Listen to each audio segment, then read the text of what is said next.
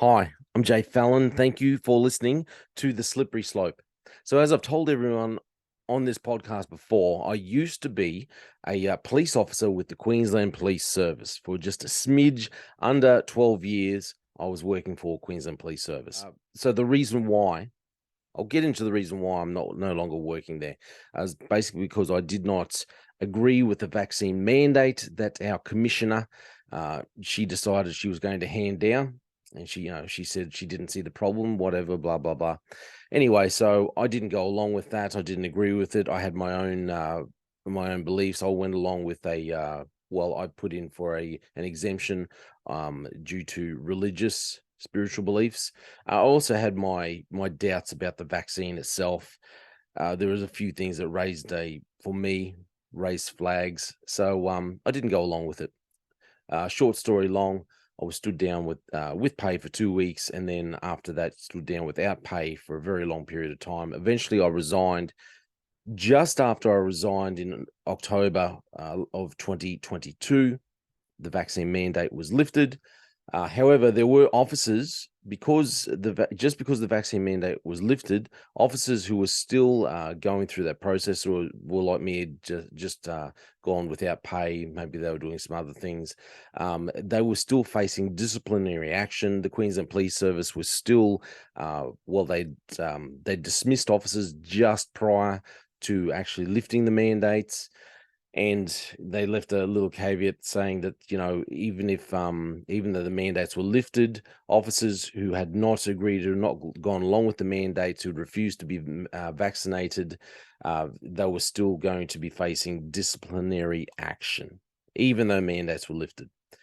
And that's a police service for you. That's the Queensland Police. I don't expect much from that commissioner anyway, but that's the kind of mindset they have. And now I feel very comfortable with the fact that I did not go along with the mandate. The reason why I'm talking about all this is because you have officers who are, such as myself, who are, disciplined, getting disciplined because we didn't go along with the mandate, stood down for long periods without pay, officers who are still keep on fighting, still facing disciplinary action. And then you have other officers like the one I'm about to show you, and I'll talk about this news report. There's not much in it, but this has come through. So a Queensland police officer has been charged with high range drink driving. That's not just a mistake. High range drink driving is, you know, I don't agree with drink driving at all, but at least with a low range, I can understand how it may happen. You have a cheeky beverage, and then you think, oh, you've forgotten that you've forgotten to eat, or something's happened. You jump in the car, you don't realize you blow just over the limit or something. Maybe, you should have had a drink of water, you would have been okay. You can kind of understand it. Doesn't make it right. This is high range. 41-year-old senior constable recorded an alleged blood alcohol concentration of 0.177. That is huge. That's high range. That's, you've knocked back a few drinks and you've made it. So you've really, well, you haven't thought about it, but you shouldn't be driving. If that's what you've blown, you shouldn't be driving. Something is wrong.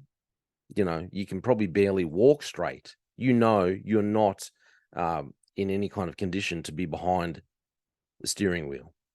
Still, 0.177%, more than 3 times the legal limit. That's what it is. So the officer has been stood down from duty. Notice there, no mention of stood down without pay. Well, he received the vaccine, so he doesn't deserve that kind of treatment.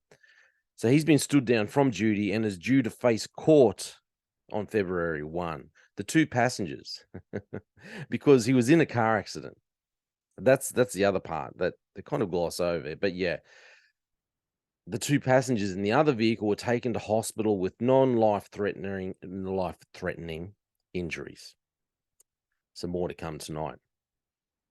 All I want to say is, because I saw this happen quite a few times while I was in a member of the Queensland Police Service. Police that would be caught drink driving or in precarious drink driving type of positions, let's say, put it that way. For instance, maybe an officer was involved in a car accident when he was off duty in a police vehicle, but then he wasn't the one behind the steering wheel. There was maybe a backpacker who was actually behind the steering wheel. Things like this, just little things. And, we'll keep your job, but you have to go and work somewhere else, as kind of go and pay penance somewhere else for a little while, then come back. So this is the kind of thing that you see. And it really makes my blood boil now. When you don't want to get vaccinated, stood down without pay with pay for 2 weeks, and then bam, you're without pay. Go and fend for yourself. By the way, you're not allowed to work and make money. Otherwise, we'll start investigating you, and you have to ask permission if you want to make money when you stood down without pay and you work for the Queensland Police Service. This chap here, 3 times the legal limit. Queensland Police Service, the hierarchy, the commish, Katarina. What are you going to do about this fella? What are you going to do about the issues about police officers that get caught drink driving? Because there's been many a case. Are they going to receive the same kind of harsh treatment? They're going to be shunned aside like lepers, like all of us who didn't want to get vaccinated. Is that the kind of treatment that this chap's going to receive? I think not. He'll get a slap in the wrist. He won't lose his job. He'll have to do some online training. He'll have to, go and sit through a course, maybe do some driver training. He'll be able to say, well, I'm suffering from whatever, and it's caused my lapse of judgment. But no, I won't lose my job. I won't get stood down and have to argue my fitness for work for 12 months or anything like that. It'll just be stood down with pay. Let's work out how we can make you better. Maybe lose a pay point or something like that. Come back to work. We'll mollycoddle you for a little while. You keep your job. It's hard not to be bitter. We've got to keep... Anyway, like I said, I don't want to be bitter, but it's hard not to. It's hard not to be. But listen, I really want to talk about this more along the lines of we need to keep our politicians accountable. We need to keep our police, our government workers accountable. And when I say the police, I mean more about the hierarchy, the ones that make the decision on discipline. Okay? We need to make sure they are held accountable for their actions that they take, and let them know that we expect a higher standard, a much higher standard. You can't just let these things slide. You can't just come up and say, well, you didn't get the vaccine, so bam, we're just going to cut you off at the knees. But other people who do things a lot worse and injure other people, people were sent to hospital, family was sent to hospital because of this clown's actions. You can't just ignore that. You need to take action.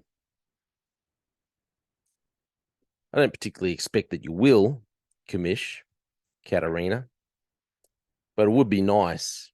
It would be nice to see. It would be nice just to see a modicum of actual justice. Equal justice, maybe. I don't know if it could be equal, because you treated the unvaccinated like rubbish, to be honest. But keep your eyes on this subject and see. Just keep your eyes on what happens with this fella. We need to hold our politicians and our bureaucrats, our government workers. We need to hold them accountable. Don't just let everything slide. The media needs to hold them accountable. That's my opinion. Thank you for listening to The Slippery Slope.